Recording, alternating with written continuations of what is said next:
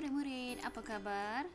Hari ini kita akan masuk tajuk baru iaitu Unit 6 Pengukuran dan subtajuk Luas.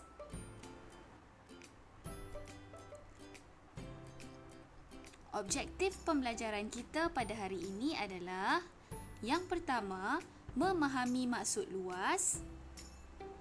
Kedua, mengenali alat pengukuran bagi luas. Dan yang ketiga, mengenali unit dan simbol bagi luas. Baiklah murid-murid, apakah maksud luas? Luas ialah besarnya sesuatu kawasan atau permukaan. Apakah yang dimaksudkan dengan permukaan? Lihat pada buku ini.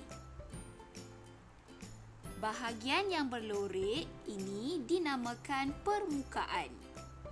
Jadi, untuk mengukur luas buku ini, kita perlu mengukur luas permukaan buku seperti yang telah cikgu lorekkan. Murid-murid boleh merujuk muka surat 80 dalam buku teks kamu.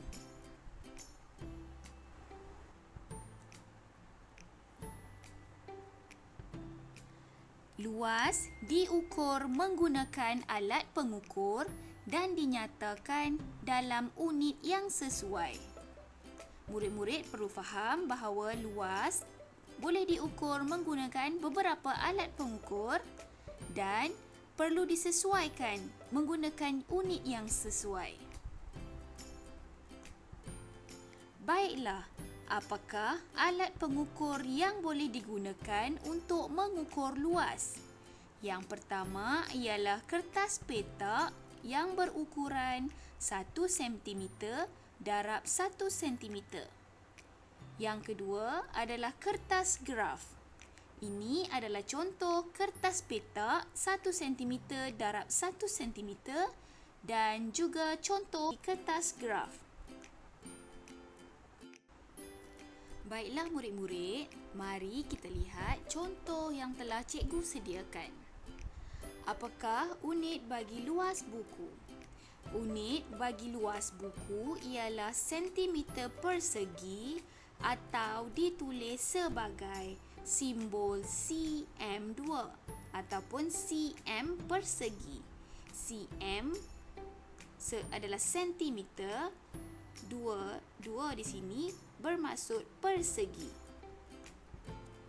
Jika luas buku ialah 60, maka kita tulis sebagai luas bagi buku ialah 60 cm persegi.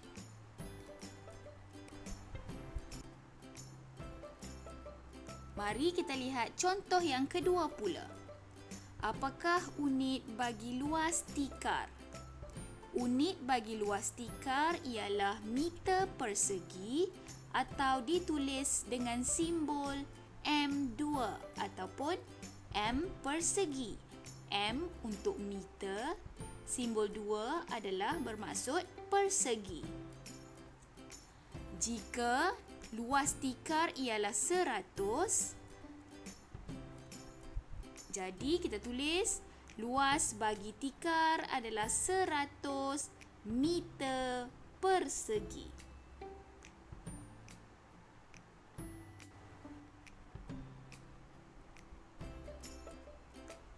Mari kita lihat contoh seterusnya. Apakah unit bagi luas negeri Sabah? Unit luas bagi negeri Sabah ialah kilometer persegi atau ditulis sebagai simbol km2. Luas negeri Sabah ialah 73,631. Jadi, kita boleh tulis seperti ini. Luas negeri Sabah ialah 73,631 kilometer persegi. Pastikan setiap kali kamu menulis unit bagi luas, kamu perlu memilih unit yang bersesuaian, sama ada sentimeter persegi, meter persegi ataupun kilometer persegi. Baiklah, setelah kita belajar, mari kita ringkaskan apa yang telah kita belajar sebentar tadi. Murid-murid, unit bagi luas kita boleh bahagikan kepada 3 kategori ataupun 3 kumpulan. Bagi objek yang bersaiz kecil, kita gunakan unit sentimeter persegi. Dan simbol bagi sentimeter persegi ialah cm2. Bagi objek yang bersaiz sederhana pula, kita gunakan unit meter persegi dan simbolnya M2. Manakala bagi objek yang bersaiz besar, kita gunakan unit kilometer persegi dan simbol KM2.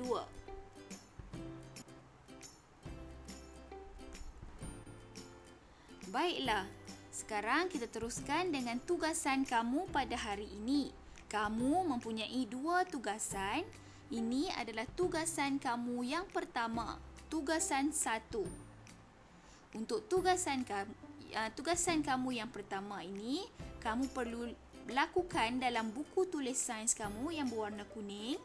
Senaraikan 5 objek yang bersesuaian mengikut unit yang dinyatakan.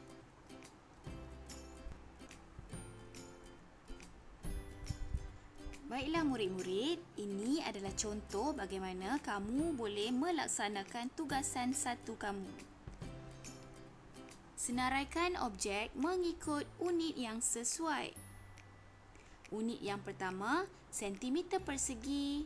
Yang kedua, meter persegi. Dan yang ketiga, kilometer persegi.